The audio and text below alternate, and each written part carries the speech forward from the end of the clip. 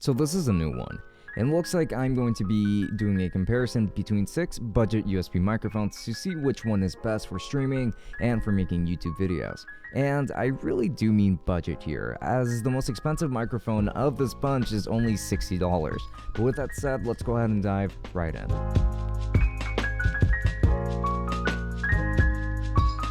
Before we continue, I just want to remind you that we have a Twitch channel where we stream every Friday and Saturday from 8 p.m. and to 10 p.m. Eastern time, so why not go ahead and drop a follow? And also don't forget to follow us on Twitter and Instagram, and also make sure to check out the merch store. There's plenty of black and white sweetness to choose from up there, so go ahead and check that out. And then make sure to take a look at the podcast as well, as the podcast always goes live every Wednesday and Sunday. And with that said, enough rambling, let us get straight into the video. And I'm going to be basing my tier list off of a few things, those being the overall build of the microphone, features, sound quality, and noise rejection.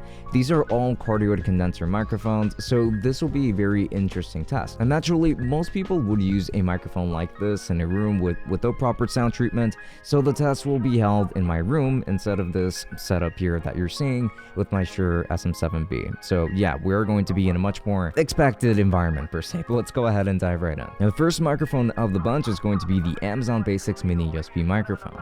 This microphone caught me by surprise because while I knew that Amazon did make microphones, and good ones for that matter, as I did actually test their Blue Yeti Killer, I wasn't expecting one like this. It's got a very interesting yet personally unappealing look to it that makes it look cheaper, but this microphone actually has a bit of heft to it. Also, the tripod on this one is pretty decent since it gives you 2 positions for propping it up instead of just one.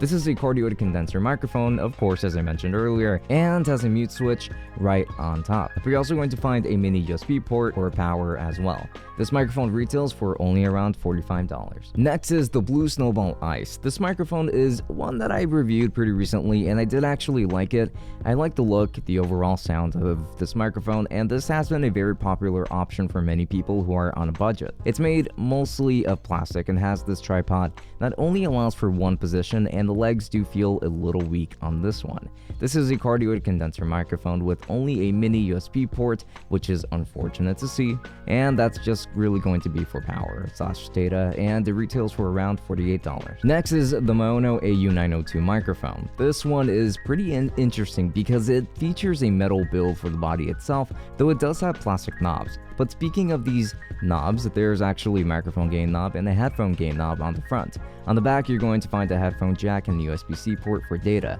The stand is also pretty nice, I would say, also constructed of metal, and it does have enough heft for it, but it is an overall lightweight package, I would say, though this is a very small microphone just in general. This microphone retails for around $50. Next is the JLab Talk Go. This microphone has given me a lot of issues in the past, but I'm hoping things will work out for this video. This is a plastic built microphone with a metal stand that feels very solid, but really only reliably supports one position. This is a pretty nice looking microphone with a built-in pop filter, and on the bottom there's going to be a headphone jack, a mute switch, a volume gain knob, and a USB-C port for data. This microphone retails for only around $50. The Razer Siren Mini is a microphone that I've given a ton of praise to in the past. I think this microphone sounds very good for the money, though the build does leave a lot to be desired since it is the cheapest feeling microphone of the bunch. This microphone is probably the smallest too, and it has a micro USB port for data. This is a cardioid condenser microphone that retails at around $50, which is rather surprising from a brand like Razer. So this is going to be a very interesting test, no doubt. And lastly, we've got the HyperX SoloCast. This is another microphone that's gotten a lot of praise from me in the past. This is a nicely built microphone with an adjustable stand that offers a tilt and rotation capabilities. This microphone is quite stylish and has a touch-sensitive mute switch on the top. On the back, you're going to find just a USB-C port and a threaded mount that's going to be all the way at the bottom. This microphone retails for only around $60, and this is the most expensive microphone of the bunch. And now this portion is going to be based around the overall sound test. So these tests are going to be held in my room. Again, it's not going to be done here where there's like a bunch of sound dampening foam or anything like that. It's going to be done in my room where there's just a little bit of sound dampening foam, but that doesn't help much in regards to helping with the audio. And we're just going to try to test out how well they handle sound rejection and how well they do when it comes comes to picking up my voice from their own stand, like the stand that they all come with, while being on my desk. So I am going to be addressing all of these things and making my decision based off of that. So with that said, let's move on to the first test.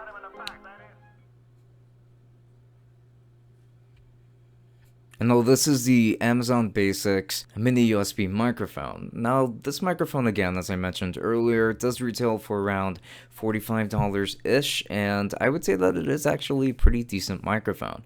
Now this microphone is actually addressed from the top, unlike pretty much every other microphone that we're going to be seeing on this list, which is actually pretty interesting for a condenser microphone. But this is essentially what it's going to sound like, and I have to say that it does have a bit of a tendency to attract quite a bit of noise, and that is something that I can hear pretty clearly, but this microphone does sound pretty good overall, even if it doesn't handle plosives all that well.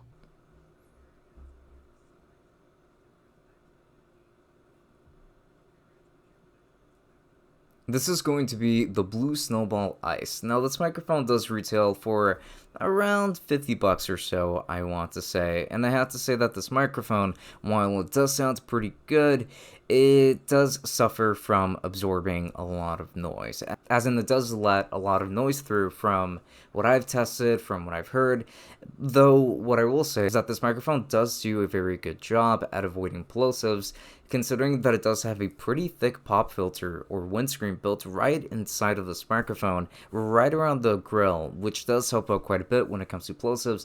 Plosives are simply not really a problem with the Blue Snowball in my opinion, so I do have to say that they did a pretty good job there. However, this is what the Blue Snowball is going to sound like overall.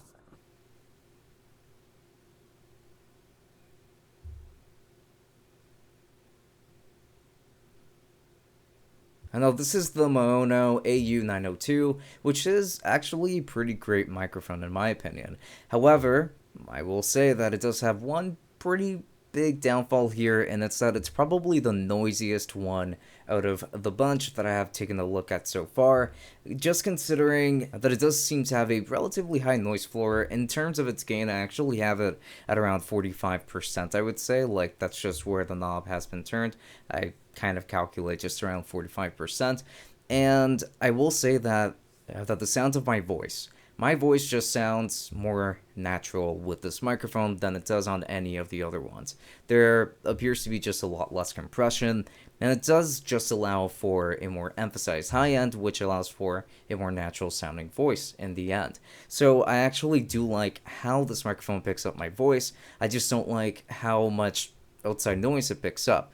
This microphone, especially in comparison to the others, is best utilized in a well sound treated room.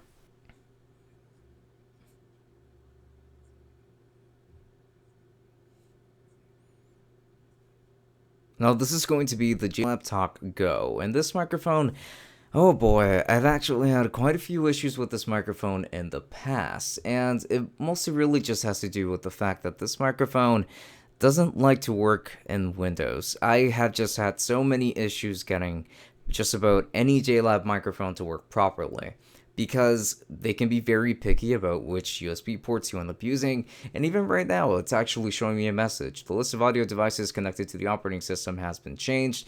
Do you want to open the audio hardware preferences? So that will continue to happen. However, going back to how this microphone actually sounds, I would say that while it's not the best at rejecting noise or anything like that, I will say that at the very least, it does sound pretty good, I would say. And you do get USB-C and a headphone jack and things like that, which are things that I'm always going to appreciate.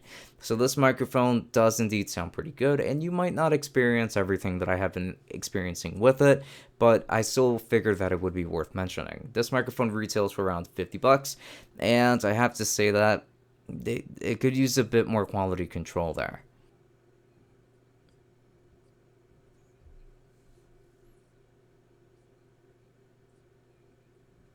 Now this microphone right here is going to be the Razer Siren Mini. This is a pretty good microphone, and it is one that I have praised a lot in the past. The build is not going to be great with this microphone, however, it is still going to pick up my voice relatively well from this distance, from it being on my desk like this. from me just speaking into it from, I would say, 1 foot away. And it certainly does have that proximity effect where even if you're just a foot away, it might actually start to struggle to pick up your voice as well as it could, because this microphone does have pretty good potential on its own, I would say. And yes, it does pick up some noise outside, but it's actually not so bad. And I would say that it certainly does a better job than the mono microphone, considering that the noise that this microphone picks up is really not that disruptive.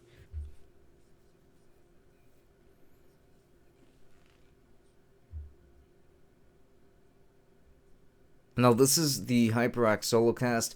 This is actually a very good microphone, and I do have to say that it does actually sound pretty good, though I also have to say that it's not doing an amazing job right now at rejecting sound. I do believe that the Amazon Basics microphone and even the Blue Snowball actually probably did a better job in this test at rejecting sound, which is something that genuinely surprised me. And even the Razer Siren did a better job at that, but this microphone does sound better than those, in my opinion, just when it comes to picking up my voice, which is honestly quite impressive. And the stand does actually help quite a bit in making sure that the capsule can actually face me directly, which is something that I very much appreciate, and something that I wish had been considered for the rest of the microphones, considering that not all of them are designed to really be used with all that stuff in mind. But with that said, again, amazing performer here from the HyperX Solocast. Now it's time to pick a favorite, and decide which is the best and which is the worst, and whatever is in between. Granted, when it comes to sound quality, these all sound good in my opinion, but some definitely sound better than others, so it's not the easiest choice to make here. My least favorite microphone was the Blue Snowball Ice. This is because it had the worst balance from sound quality to noise reduction ratio. Basically, it's not the worst sounding microphone, but it lets in quite a lot of noise in my opinion. However, the worst offender of letting noise in was actually the Maono AU902 microphone, and it's a shame because this is probably the best sounding microphone. It's the best tuned one in my opinion, and it even has like all of these other features around it, like the different headphone knob and the gain knob for the microphone itself, a headphone jack for monitoring the audio. Like, this microphone would be ideal in so many ways, and even with the sound, if it didn't capture all that noise, it sounds the most natural when it comes to your voice. And I actually really liked how it sounded, but this one lets more sound in than the rest of the other microphones on this list.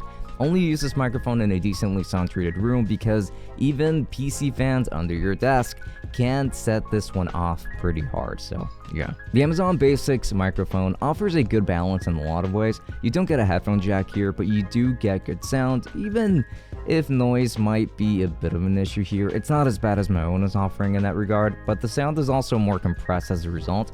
I would still put this above the Snowball in terms of sound quality, but just a little bit, and in sound rejection by a little bit more than that.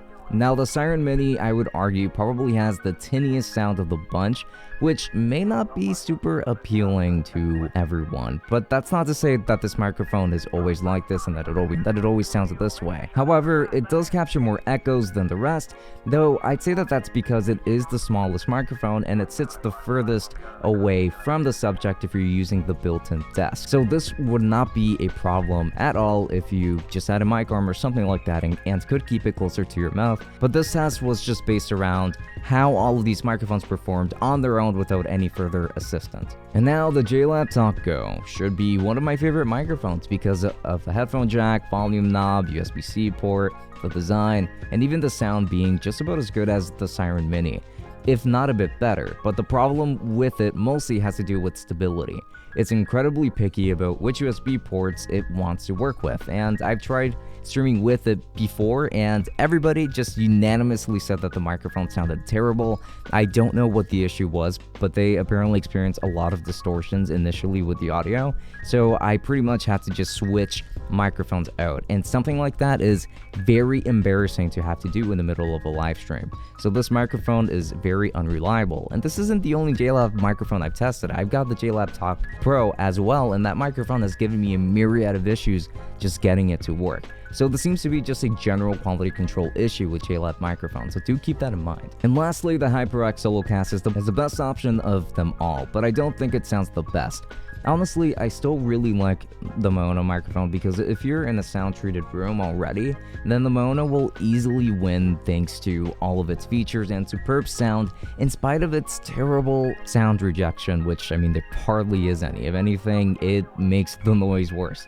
But the HyperX is second in sound quality to it, and even if it's lacking in volume knobs and a headphone jack and things like that, it does still sound pretty good, and it does a pretty decent job at rejecting noise for the money. So for the best balance, and if you aren't in a sound treated room, then I would either get the Solocast or the Amazon Basics microphone.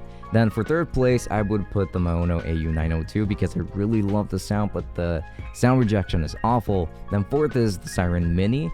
Fifth is probably the Snowball, and last place has to be the JLab Talk Go. Not because it sounds bad or because of how the microphone performs, it's just that it oftentimes doesn't want to work. And so it is really mostly because of its terrible quality control, and it's one of my least comfortable recommendations that I can make to you because I would like you to get yourself a microphone that will actually work. So yeah, that is essentially my verdict. And if you are interested in purchasing any of these microphones, then I'll be making sure to leave affiliate links down to Amazon in the description so that you can go ahead and pick those up. There's also going to be Lusser, which is going to be a very great tool for recommending other microphones like this.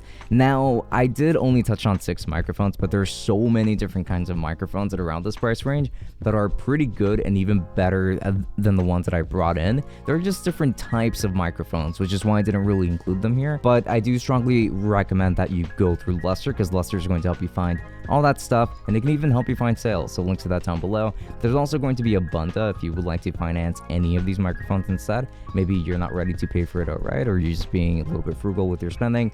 I tend to be like that too, so no worries. I'm going to be leaving that link down below so that you can do some pretty simple financing, no credit card required. It is pretty awesome. So yeah, you can find those links in the description. And if I've reviewed any of these microphones, I will leave any individual reviews in the description as well. And I've only reviewed 4 of the 6 microphones, so that's what you should be expecting. Also, do make sure to subscribe for the Tech Summit podcast, and also don't forget that I do have a Twitch channel. Make sure to follow me over there. I do like to stream every time that I do a review on a new microphone so that you guys can get a good impression of what it sounds like live. So do make sure to click on that. And the rest of my social media, like my Instagram and my Twitter, if you're into that. So with that said, this has been Francisco from Tech Summit. Thank you for watching, and I will be seeing you all later. Enjoy.